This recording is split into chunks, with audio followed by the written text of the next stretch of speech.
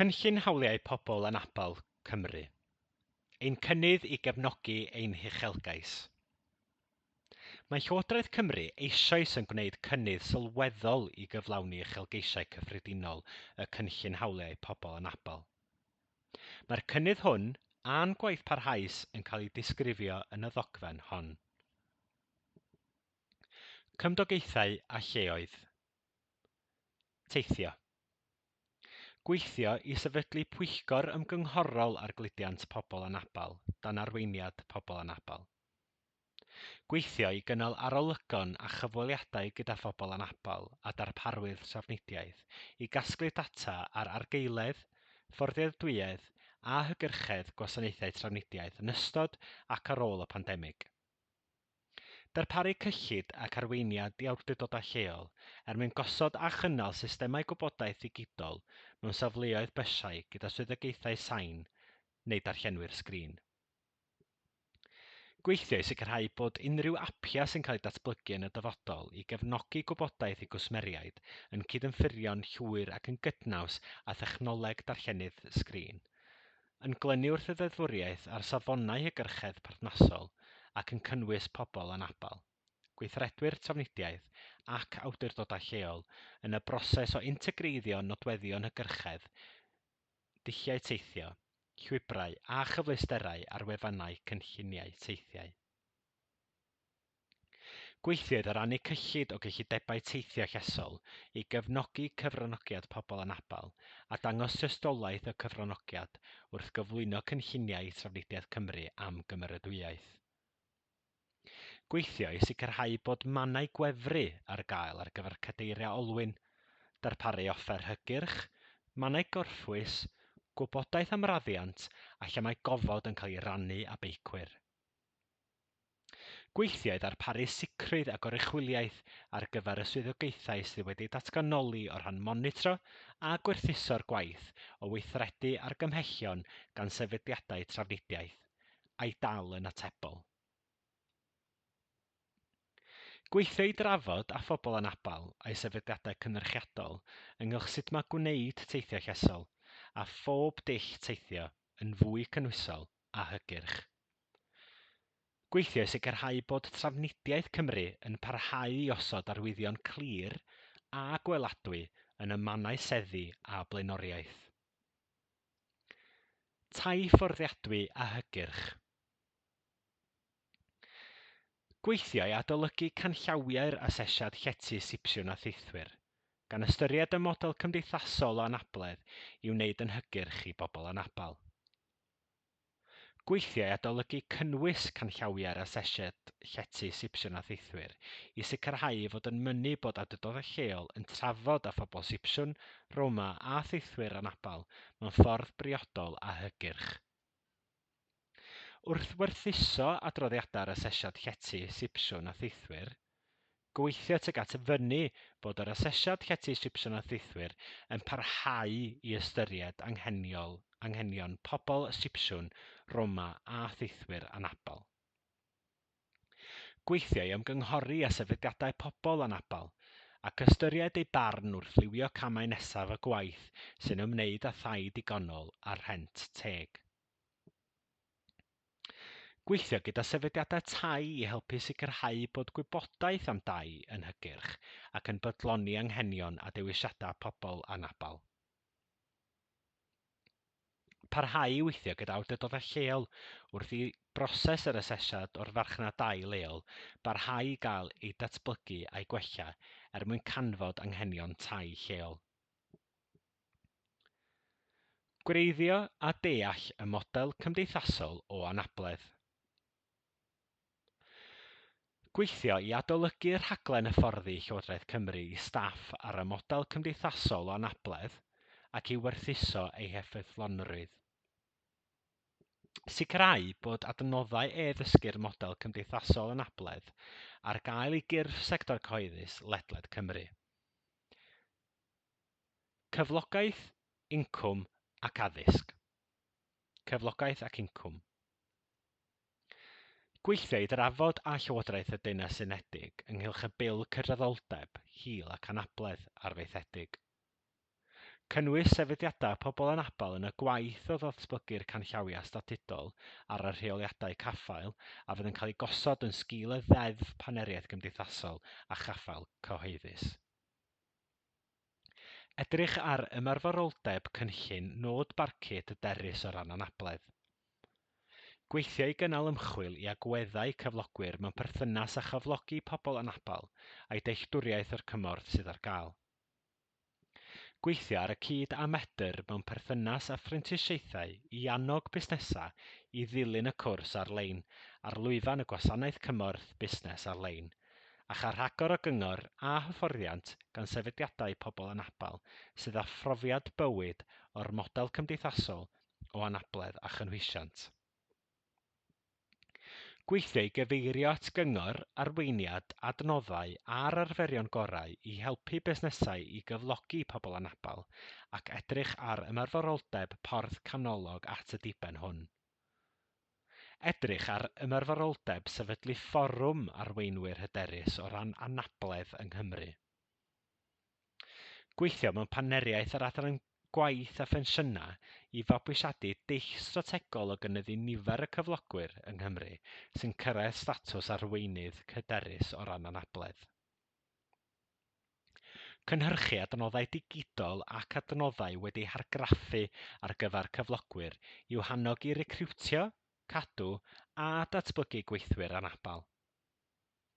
Drwy Cymru'n gweithio, gall pobl anabl ledled Cymru, gan gynnwys y rhai yn yr ystad carchardai diogel a'r rhai sy'n ceisio lloches, barhau i gael gafal ar wybodaeth, cyngor ac arweiniad di-duedd ar yrfaoedd a chyflogadwyedd ynghyd ag ystod ehangach o gymorth gan gynnwys hyfforddiant, uwch-sgilio, cyllid a chymorth gydag ysgrifennu CV a thechnegau cyfweld.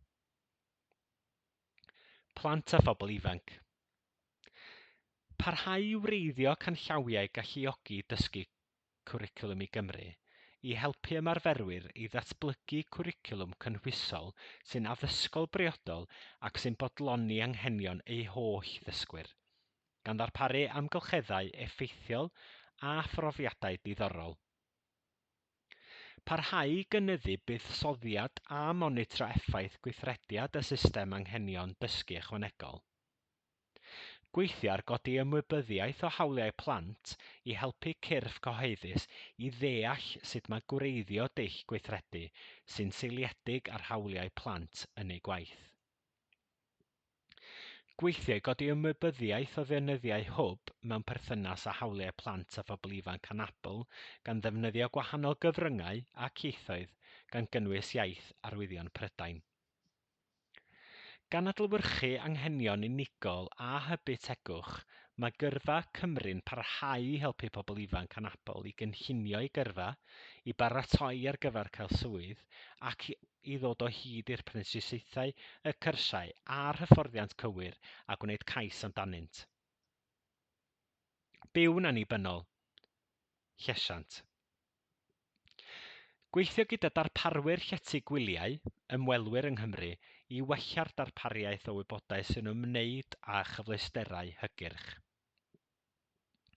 Defnyddio rhwydweithiau sy'n bodoli eisoes i hybu mynediad at chwaraeon a hymdden cyfrwng Cymraeg i bobl anabl.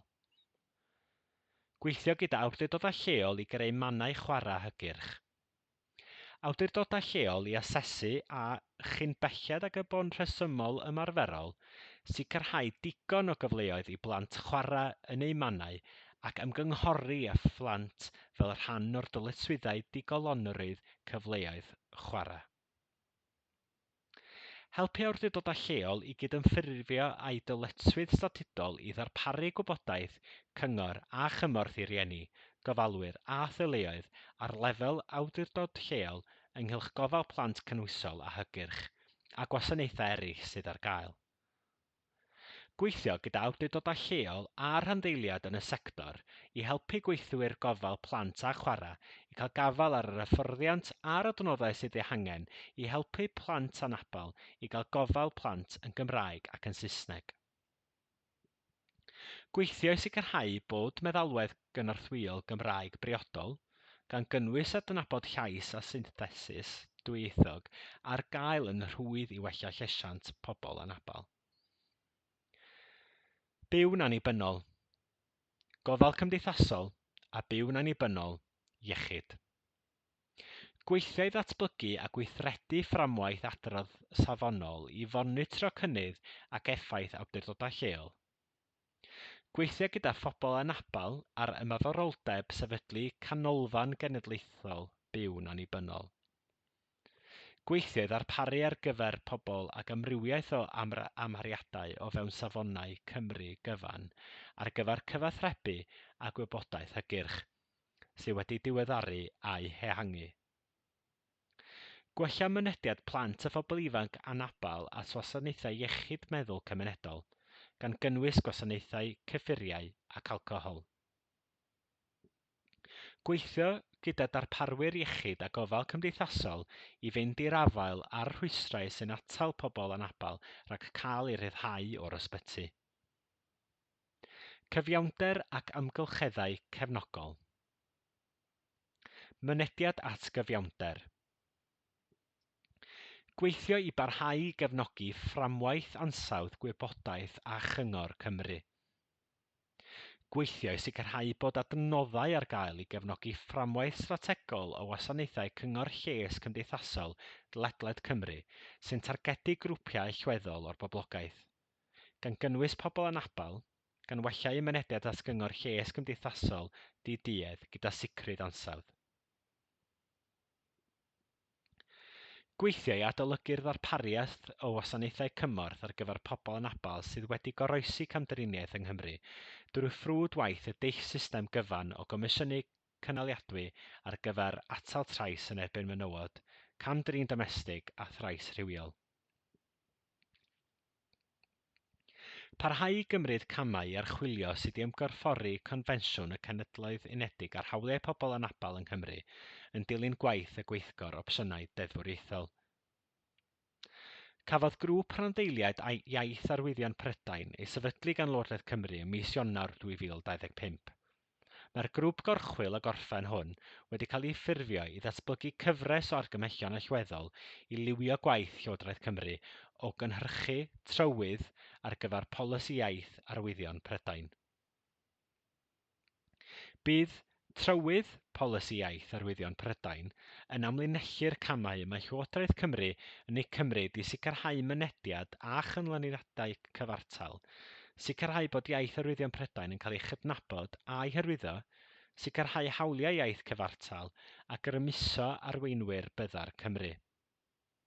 Bydd y grŵp yn cynghori ar flaenoriaethau iaith arwyddion Prydain ar draws ystod eang o bolisïau trawslywodraethol, gan gynnwys addysg, iechyd a gofal cymdeithasol a gwasanaethau cyhoeddus, a bydd yn ystyried lle mae rhwystrau'r iaith a'r camau gweithredu sy'n ofynnol i sicrhau mynediad cyfartal o wybodaeth a gwasanaethau ar gyfer pobl fyddar sy'n defnyddio iaith arwyddion Prydain. Mynediad at wasanaethau. Gweithio ymgysylltu â phleidiau gwleidyddol a chefnogi mentrau sydd ar nod o gynyddu cynrychiolaeth pobl anabl mewn gwleidyddiaeth. Byddwn yn parhau i gefnogi a gweithio'n frwd gyda phaneriaid i gynyddu amrywiaeth mewn democratiaeth.